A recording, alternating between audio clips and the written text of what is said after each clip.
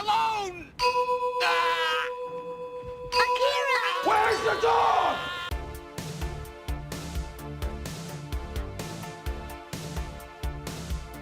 Hey everyone, and welcome to another movie review from Movies Worth Seeing. I am your host, Michael, joined by Addy and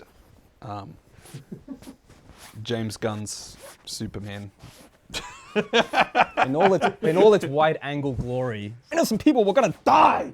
Ah, the voice breaks. The dog, loser! You took the dog! That's a voice of authority that you want and around your corner. So, yeah, we'll get into that. Did James Gunn do the impossible? Did James Gunn resurrect Superman from the ashes and create this whole new DC cinematic universe that's going to compete with whatever's left of Marvel? Why do you say it's impossible? You use the term impossible. I don't know what it is about Superman, but it just feels like no matter what, like, it just doesn't work. Well, you had Snyder try and make Superman gritty and, like, killing people, where he snapped General Zod's neck. Then there was Superman Returns before that, where they were like, we're not going to do a reboot just yet. We're going to try and do a sequel with a different actor. And that didn't work. Not Brandon Routh's fault. But there's something I feel where it's almost like Fantastic Four, where they just can't do that perfect Superman movie since, like, the original Superman with Christopher Reeve. Nothing has beaten Superman 2. I hate this idea, though, that James Gunn just comes in and it's gonna fix everything. It's like, he can do everything. He can start a whole new DC universe. He can ignore all the shitty movies that have just come out and relaunch the whole cinematic universe because he's perfect. It's like Guardians of the Galaxy and The Suicide Squad are the only two movies I've seen of his where I was like, yeah, that was good, but I wasn't like, oh my god, that was fucking amazing. He is the new Jordan Peele of movie making. Addy, I can't believe you've seen this movie twice now. I walked out of the movie twice, and both of the times with a completely different perspective on it. The first time I went in there brain dead and just not knowing what to expect. Wondering, is James Gunn going to pull the pillars apart and just blow the stench smell that was left behind from previous directors? I think he did. I don't think it's a great movie, but comparing to the last ones, I do think he blew new life into this stench of a black hole that was left behind.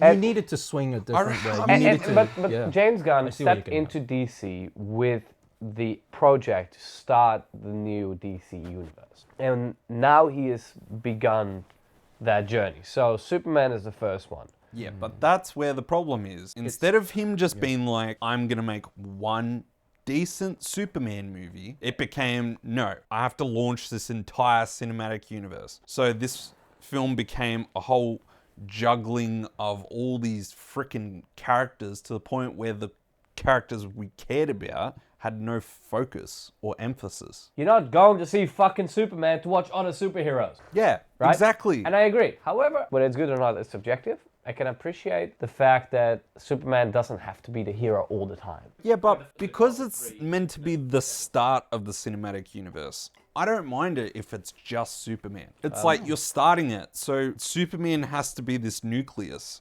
where we have to have him fleshed out. So I kind of felt like it could just be Superman, just so we can fully get to understand his character, his relationship to these people, without going into the whole origin story again. Well, I felt with the pacing, okay, we've got to play catch up with where's Lex Luthor at, who are the Justice Gang, how long have they been around, do they like each other, do they work together? Like, you get thrown in the deep end and you just have to try and catch up, and the movie struggles to help you catch up to understanding all these characters and how they work in this new cinematic universe. This is where I kind of have to play devil's advocate in a 2-hour time span. There's just some plot convenience sort of things, or just like certain plot devices has to occur to give that narrative thrust. And it's like one of those things where you have to bite the bullet and just like accept it for what it is without diving into the nitty gritty of where did this kaiju come from. It's like, how did the Justice Gang get founded? It's stuff that like they have to be relegated to some TV show or a future movie. But that goes back to the argument I was saying before.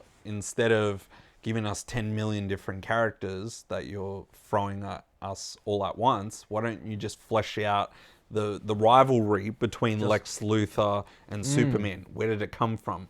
I agree. So Just that focus then it. Just it focus will it. mean Yeah. more when he defeats Lex. Just go back to the fact that like other superheroes do exist. They don't steal too much like screen time away from it. And the only character that's closest to stealing the spotlight would have been Mr. Terrific, who was like aura farming. If you do it too much, you start to take attention away from the protagonist when it should be about that one singular character. Shit, man, I'm Mr. Terrific. I know how to do this. Man, there he's was one wild, moment where I swear I thought he was gonna say, "You fucking white people." Fuck, man. probably You said it. They had to cut fucking it white out. people. Wow. Again, just teetering on just like aura farming a bit too much that you start to take the cool factor away from the person that's supposed to be the protagonist. I kind of felt the opposite. I felt like the movie's trying to force it down my throat. He's really cool. And I did Sometimes not it's a- feel he was cool. Sometimes because it's a bit try hard. I was taking a agree. step back and being like, so what the fuck is his power? He's really smart and he's got flying balls that just attack everyone. I was like, that's not cool. He was the boogeyman. You didn't see him dance. The big brass balls. Your big brass bulls. The first time when I went to see this movie, right?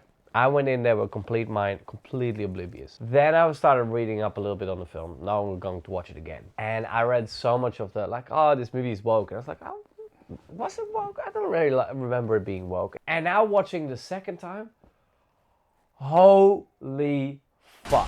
How fucking woke is this film? It's funny because at the premiere, this news journalist, this woke news journalist, was like, "How do you feel about, you know, what James Gunn said about this being about illegal immigration and Superman's an illegal immigrant just trying to make ends meet or whatever?" And Nathan Fillion was just like, "It's just a movie, man." It's just a movie, guys.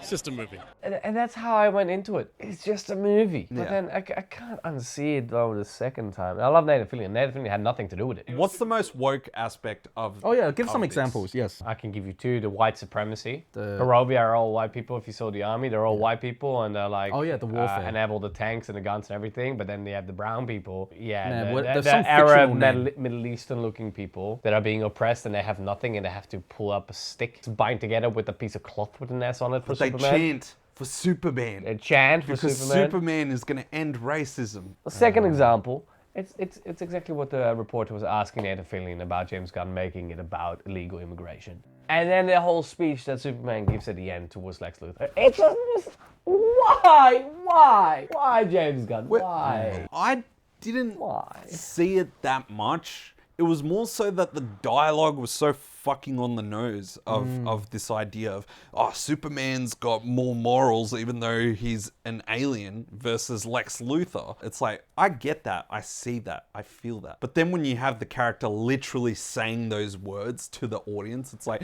do you get it, everyone? Do you get it? Lex Luthor is the real evil one. And the alien isn't. See the irony? Do you get it? Let's take this as an opportunity to segue into like the line deliveries, the acting of what's his name, David Cornsweet. Comic book movies occupy a sort of weird space of like cognitive dissonance in my head, where it's sort of like distant enough that I can consciously understand that the line deliveries can be so ridiculous that I can make that separation and divorce myself of like the more logical side of my brain. As a viewer, I was in the mindset more so of, say, animated DC movies and TV shows like Justice League Unlimited and stuff. You gonna wash your hands?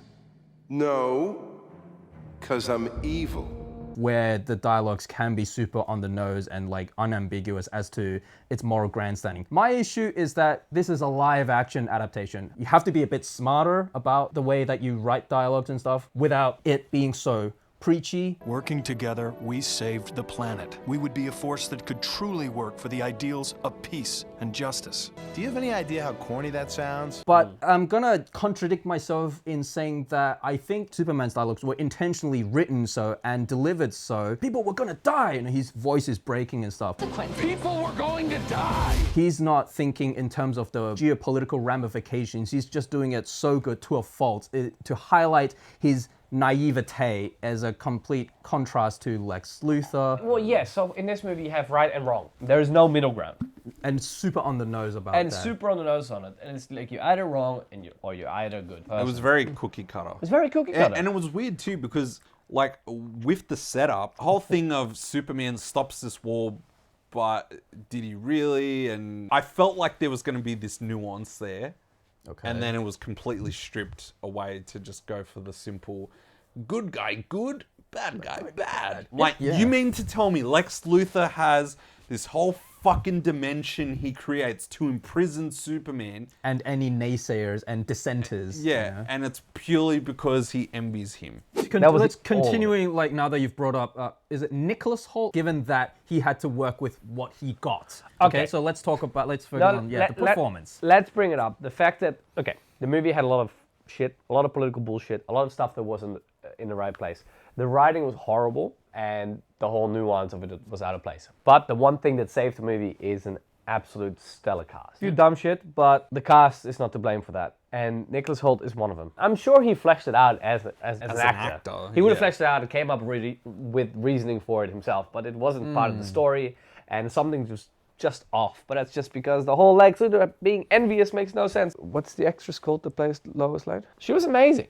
She was great. Again, I can't fault anybody for their acting skills. She was good. She was really good. I just think the character arc from the story perspective just made no sense. There are some other aspects we haven't talked about. What's all these like super wide angle freaking? Does that work for you guys? But the arm, it looked like chicken wings. It was fucking weird. You know, the punches and the kicks, I derived entertainment from those. Like, you know, he's popping his own shoulder, and it's like the visceral punches and the sound design. Good. The flying, what in the blazes? Why? Why are they doing that? They did that with Adam Warlock in like Guardians of the Galaxy 3. Perfect point of comparison is the way that this movie does the flying versus Man of Steel with like the swelling Hans Zimmer score. And I was comparing this to the kind of like TV show CW style of lighting and cinematography. Just go for like the flat kind of, can I say sitcom? Well, maybe not really, but it does bring up a good point that I cannot for the life of me remember any shots from this. Nothing stands out. No standout moment. Whereas at least I can remember Man of Steel, even though that movie's 12 years old and I've probably watched it twice. I remember the shots of like him jumping and the swelling of the Hans Zimmer music. Like the build-up, the emotional build-up of him taking on the mantle of becoming Superman. And I believe it was shot on film. It had a much more iconic look. This did not feel like it was properly setting up a cinematic universe. It doesn't feel like it's going to be that return to form for superhero movies. It's all the same bullshit. It's all the same cliches and tropes that we've come accustomed to and that we're sick of. And it hasn't found any ways to breathe new life into this genre. It just hits the same notes well, but in a way where by the end of it, I was like, it's a movie. Oh, so your final score as a result? Yeah. So my final score as a result is like 2.5 out of 5. It's like, it's bright and it's colorful, but there's nothing to latch onto. And out of all the Superman movies, it's definitely not the ones I'm gonna go back to. Well, I mean, it's definitely better than Superman 4 Quest for Peace. Hilariously bad. Like that's on the Room level of bad. Oh yeah. What would you give it? Better than the halfway points. I would say maybe like a 7.5 out of 10, which is just like above the halfway, but I'm not saying it's like 8. I liked it. It's not like the greats of the greats. It is a victim of being the first of a shared cinematic universe sort of movie where it's trying to do too much. Yeah, 7.5. Like, I don't dislike it. I had a good time, you know, whilst knowing all of the issues that we raised. What about you, Eddie? All right, so I'm going to break it down into 5 subjects, which I'm going to come up with now. So we have story, none. We have cinematography and music, none. We have cast, 1. Part of the bigger picture, none. And what was the last one? The fun aspect. None. 0. That gives you a grand total of 1 out of 5 stars. That's like Guy Gardner's construct This. when he's fighting against the not Israel army. Yeah, they're not Israel. No. 1 out of One out of 5. Honestly, I'm giving it a one. I'll give it a 1.5 because there were some funny moments and I love the cast and they made it fun for me to watch. You're telling a fucking entertainment story for a demographic that is not really intended. There's not the one that is focused on politicals. Well, that's us, guys. And if you enjoyed this, please like, share, and subscribe for more videos like this. Until next time.